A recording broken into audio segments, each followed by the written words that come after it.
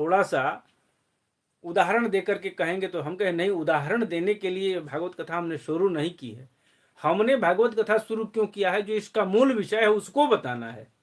चाहे भले जो है 365 दिन हमको लग जाए, लेकिन यदि बाद में भी किसी का मन होगा तो भागवत कथा का अभी तो सेटअप नहीं उसका है, धीरे धीरे इसको करेंगे।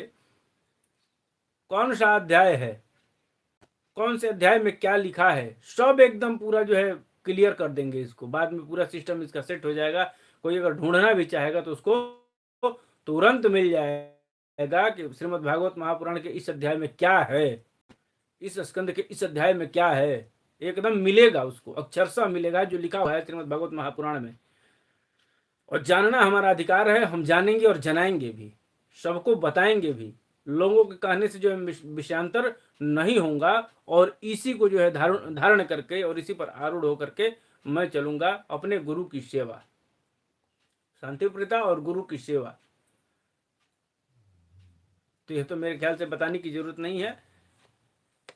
भगवान और गुरु में कोई अंतर नहीं है। यदि निर्णय की बात आती है, निर्णायक की अगर स्थिति बनती है, तो निर्णायक खुद मेरे ठाकुर जी होकर के उन्होंने बता दिया, गुरु गोविंद दो खड़े काके लागो पाए, बलिहारी गुरु आपने गोविंद देव बताए। क्योंकि गुरु ही जो है अंधकार से प्रकाश की तरफ ले जाने की किरण है।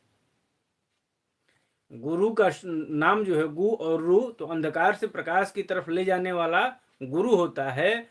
और गुरु के द्वारा मिला हुआ वह मंत्र जो है पुण्य पुंज होता है, वही प्रकाश जो है प्रदान करता है।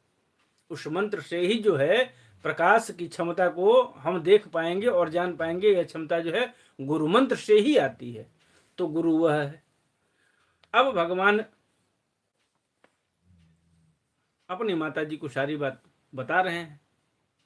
आज मैत्रेय मुनि कहते हैं, विदुर जी, श्री कपिल भगवान के ये वचन सुन करके कर्दम जी की प्रिय पत्नी माता देवहूति के मोह का पर्दा फट गया, और वे जो है तत्व प्रतिपादन सांख्य शास्त्र के ज्ञान की आधार भूमि भगवान श्री कपिल जी को प्रणाम करके उनकी स्तुति करने लगी।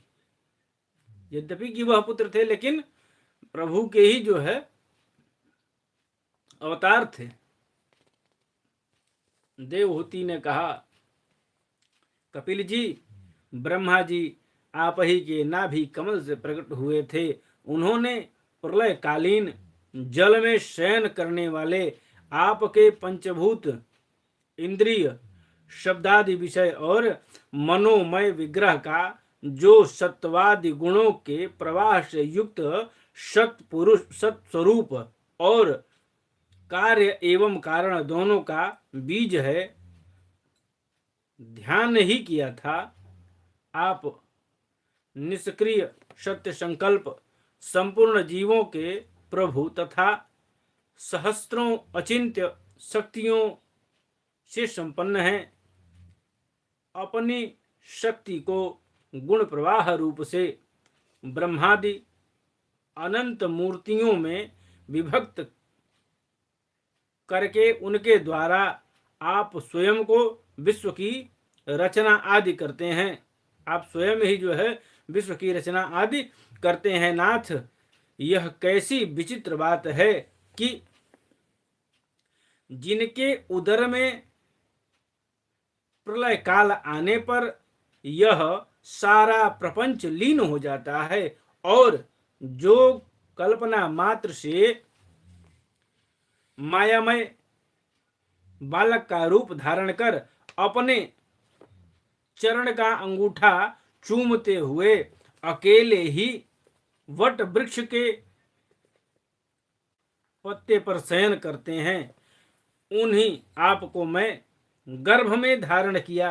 विभो, हे प्रभु, आप पापियों का दमन और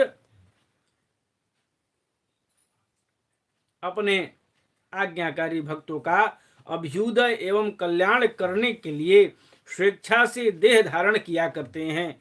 अतः जिस प्रकार आपके वाराह आपके 12 आदि अवतार हुए हैं, उसी प्रकार यह कपिल अवतार भी जो है मुमुक्षुओं को ज्ञान मार्ग दिखाने के लिए हुआ है। भगवान, आपके नामों का श्रवण या कीर्तन करने से तथा भूले भटके कभी कभी आपका वंदन या स्मरण करने से ही जो है कुत्ते का मांस खाने वाला चांडाल भी जो है सोमयाजी ब्राह्मण के समान पूजनीय हो जाता है। यह आपके नाम का प्रभाव है।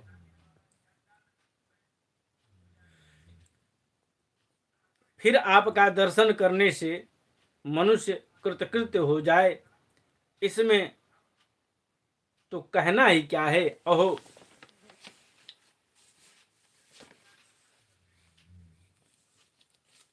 अहो बतश्च पतो गरीयान् यज्ञाग्रे वर्तते नाम तुभ्यं ते पुस्तपस्ते जुहुवः सुसुरार्या ब्रह्मानुचूर्णाम गृह्णन्ति जेते। अहो, वह चांडाल भी इसी से सर्वश्रेष्ठ है कि उसकी जिह्वा के अग्रभाग में जो है आपका नाम विराजमान है। जो श्रेष्ठ पुरुष आपका नाम उच्चारण करते हैं, माता जी जो है इतना सुन ली कि भगवान का गुणगान करने लगी।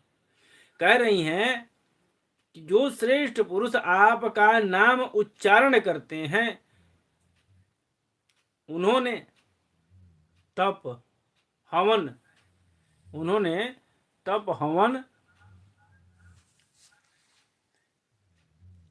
तीर्थ स्नान सदाचार का पालन और वेदाध्ययन सब कुछ कर लिया।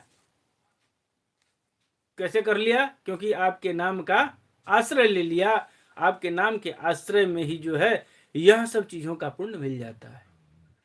भगवान के नाम का आश्रय लेने में इतना चीज जो है मिलता है। क्या?